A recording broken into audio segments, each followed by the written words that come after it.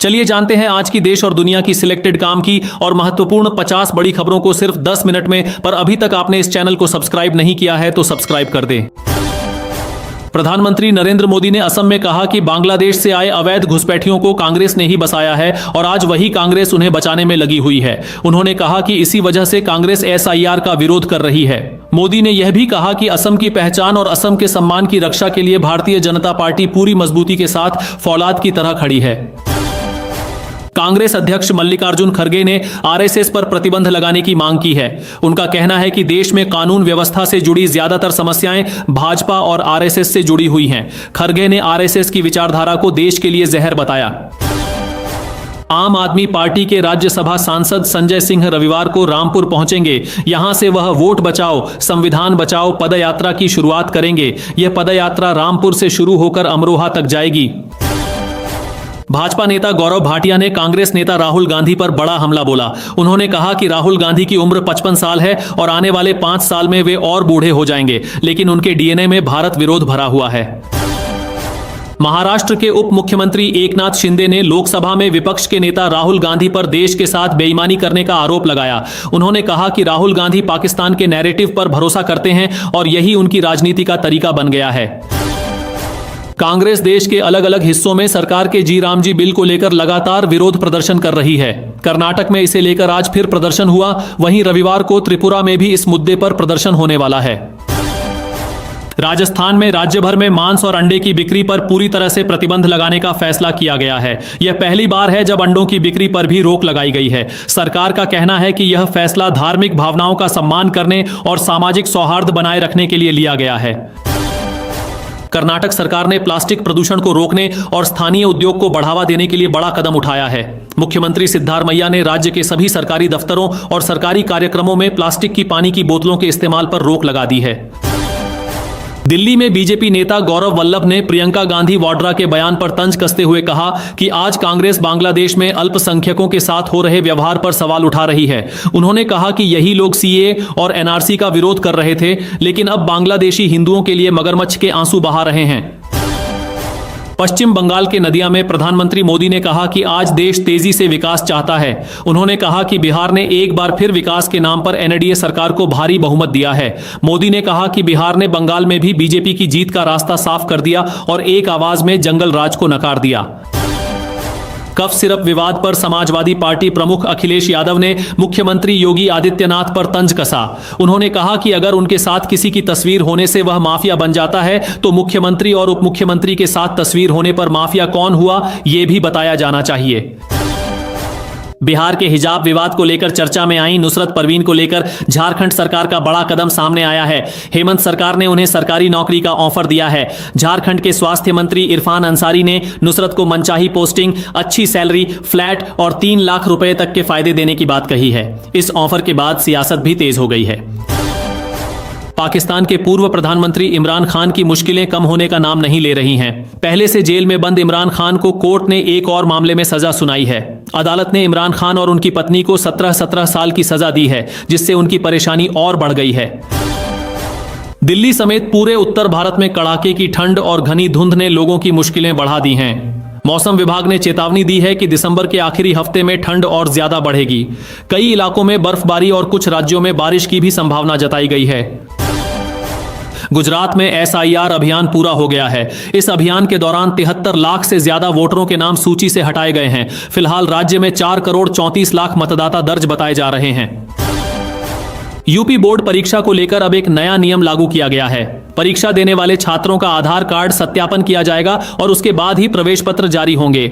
इस कदम का मकसद फर्जी परीक्षार्थियों पर रोक लगाना है ताकि परीक्षा प्रक्रिया ज्यादा पारदर्शी और सुरक्षित हो सके। कांग्रेस अध्यक्ष मल्लिकार्जुन खड़गे ने प्रधानमंत्री मोदी पर पलटवार करते हुए कहा कि वे झूठों के सरदार हैं और हर जगह झूठ बोलते हैं। खड़गे ने नोटबंदी, काले धन, रोजगार और MSP जैसे मुद्दों पर मोदी सरकार को घेरते हुए कहा कि सरकार अपने वादे भूल चुकी है। बिहार के मुख्यमंत्री नीतीश कुमार के एक वायरल वीडियो को लेकर सियासत तेज हो गई है, जिसमें एक मुस्लिम महिला का हिजाब हटाने का आरोप लगाया जा रहा है। इस पर सपा नेता अब्बू आजमी ने कहा कि मुख्यमंत्री के खिलाफ केस दर्ज होना चाहिए। उन्होंने ये भी कहा कि आज के हालात में देश में मुसलमान होना ही गुनाह बन गया है। उत्तर प्रदेश में कोडीन कफ सिरप के मामले को लेकर सियासी घमासान जारी है। बीजेपी समाजवादी पार्टी और अखिलेश यादव पर माफियाओं से संबंध होने का आरोप लगा रही है। डिप्टी सीएम केशव प्रसाद मौर्य ने कहा है कि दोषियों के खिलाफ सख्त कार्रवाई की जाएगी। बांग्लादेश में हिंदुओं की मॉब लिंचिंग की घटना पर कांग्रेस ने कड़ी नाराजगी जताई है। प्रियंका गांधी ने केंद्र सरकार से मांग की कि वह इस मुद्दे को बांग्लादेश सरकार के सामने मजबूती से उठाए। उन्होंने कहा कि पड़ोसी देश में हिंदू, ईसाई और बौद्ध अल्पसंख्यकों पर बढ़ती हिंसा पर ध्यान देना जरूरी है और उनकी सुरक्षा का मुद्दा जोरदार तरीके से उठाया जाना चाहिए। झारखंड की महिलाओं के लिए बड़ी राहत की खबर सामने आई है। आज मैया सम्मान योजना की 2 महीने की किस्त यानी 5,000 रुपए महिलाओं के खातों में ट्रांसफर कर दिए गए हैं। वहीं मध्य प्रदेश की महिलाओं के खाते में भी 1,000 रुपए डाले गए हैं। जम्मू कश्मीर के मुख्यमंत्री उमर अब्दुल्ला ने राहुल गांधी की विदेश यात्रा को लेकर बीजेपी पर निशाना साधा। उन्होंने कहा कि अगर राहुल गांधी विदेश जाते हैं तो इसमें आपत्ति क्या है। विपक्षी नेताओं की विदेश यात्राओं को देश विरोधी बताना गलत है और यह राजनीतिक असहिष्णुता को दिखाता है। आम आदमी पार्टी के नेता संजय सिंह ने कहा कि तमिलनाडु में 97 लाख वोट काटे गए हैं और अब उत्तर प्रदेश में 3.5 से 4 करोड़ वोट काटने की तैयारी चल रही है। उन्होंने आरोप लगाया कि वोट देने के अधिकार और संविधान पर लगातार हमले हो रहे हैं। संजय सिंह ने कहा कि बापू, बाबा साहेब आंबेडकर, भगत सिंह और अशफाक उल्लाह जैसे महापुरुषों के बलिदान से जो अधिकार मिले हैं उन्हें बचाना हम सबकी जिम्मेदारी है। भारतीय जनता पार्टी के नेता गौरव भाटिया ने पश्चिम बंगाल की मुख्यमंत्री ममता बनर्जी पर जोरदार हमला बोला है।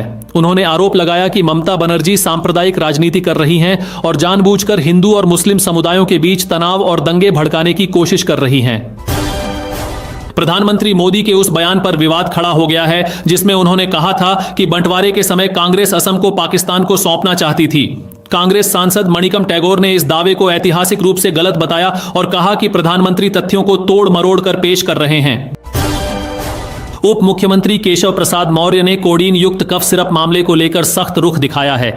उन्होंने कहा कि इस मामले से जुड़े दोषियों के खिलाफ कड़ी कार्रवाई की जाएगी और किसी को भी बख्शा नहीं जाएगा। उन्होंने तीखे शब्दों में कहा कि अपराधियों को उल्टा लटकाकर सीधा करेंगे। साथ ही मतदाता सूची के पुनरीक्षण को लेकर उन्होंने अखिलेश यादव और समाजवादी पार्टी पर भी जोरदार हमला बोला।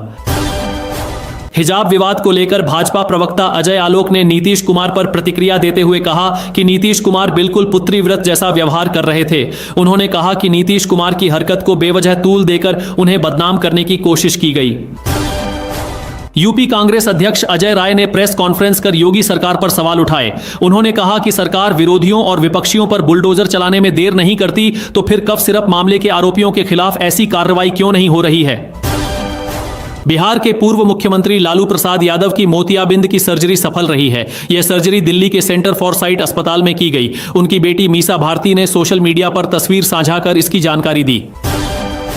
जम्मू कश्मीर के नेता उमर अब्दुल्ला ने कहा कि सच कहें तो कई मुद्दों पर केंद्र सरकार ने शिकायत का मौका ही नहीं दिया। उन्होंने कहा कि केंद्र सरकार बस पूर्ण राज्य का दर्जा देने वाले मुद्दे पर आगे नहीं बढ़ रही है। कड़ाके की ठंड और बढ़ते प्रदूषण की वजह से दिल्ली एनसीआर समेत कई राज्यों में स्कूल बंद कर दिए गए हैं। ग्रैब 4 लागू कर दिया गया है और बच्चों की पढ़ाई ऑनलाइन कराई जा रही है। केंद्रीय मंत्री शिवराज सिंह चौहान ने मनरेगा को लेकर विपक्षी नेताओं पर देश को गुमराह करने का आरोप लगाया। उन्होंने कहा कि विकसित भारत ग्राम योजना मनरेगा से कहीं बेहतर योजना है और इससे गांवों का तेजी से विकास हो सकता है। भारत सरकार ने 1 जुलाई 2022 से एकल उपयोग प्लास्टिक पर प्रतिबंध लगा रखा है। राजस्थान राज्य प्रदूषण नियंत्रण बोर्ड ने प्रतिबंधित प्लास्टिक का उत्पादन करने वालों की सूचना देने पर 15,000 रुपए का इनाम देने की घोषणा की है। बोर्ड ने लोगों से अपील की है कि वे सिंगल यूज प्लास्टिक का इस्तेमाल न करें और इसकी जानकारी प्रशासन को दें। अलीगढ़ में उत्तर प्रदेश सरकार में दर्जा प्राप्त राज्य मंत्री ठाकुर रघुराज सिंह ने आम आदमी पार्टी के राज्यसभा सांसद संजय सिंह के हराम में राम वाले बयान पर कड़ी प्रतिक्रिया दी।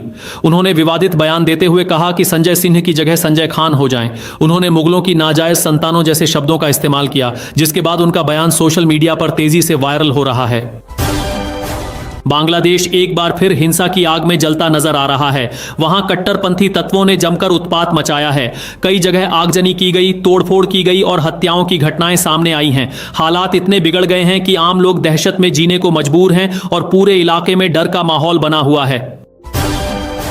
कांग्रेस अध्यक्ष मल्लिकार्जुन खड़गे ने प्रधानमंत्री नरेंद्र मोदी के घुसपैठिए वाले बयान पर जवाब देते हुए कहा कि मोदी अपनी नाकामियों को छिपाने के लिए विपक्ष पर आरोप लगा रहे हैं। खड़गे ने कहा कि प्रधानमंत्री विपक्ष को बदनाम करने की कोशिश कर रहे हैं, जबकि सच्चाई यह है कि कांग्रेस हमेशा देश के साथ खड़ी रही है और आगे भी खड़ी रहेगी।